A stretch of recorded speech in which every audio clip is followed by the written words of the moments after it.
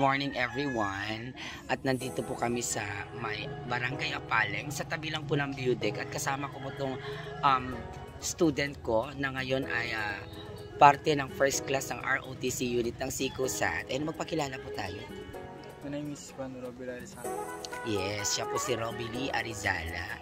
Isa sa mga matatalinong estudyante ngayon ng third year. Actually, anong height mo na? 5'10". 5'10" in height, diba? Sila po talaga yung mga matatalinong students ko like Garcia,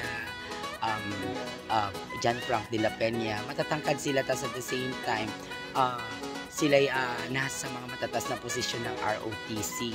And at the same time, active officers ng iba't ibang clubs that we have at SICOSAT colleges. And guess what? We are here now at Barangay Apaleng because yung ate po niya, yung kapatid mo, diba?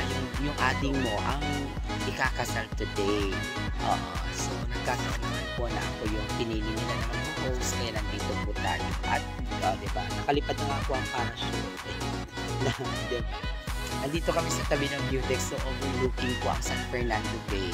And, the whole city of San Fernando. Ayan.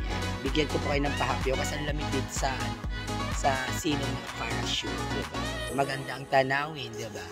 So, kamusta naman ang pag-aaral? Okay naman, Dok. Perfect? Kaya pa ako.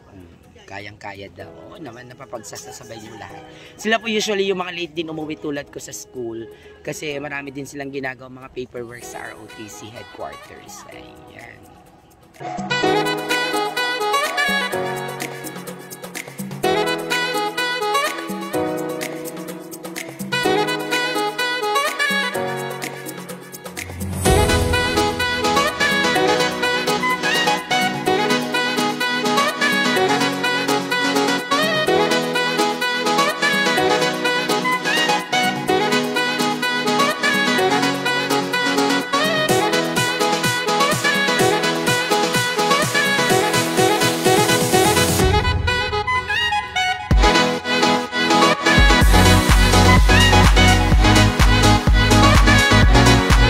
Robby Lee Arizala, yung former student ko. At andito pa lang po yung mahal niya sa buhay.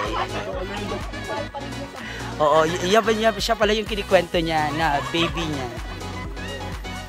Oh, diba? Beautiful. Oh, Diyos ko. Kailangan ligawan mo ulit kasi ang ganda-ganda naman pala niya. Oh, diba?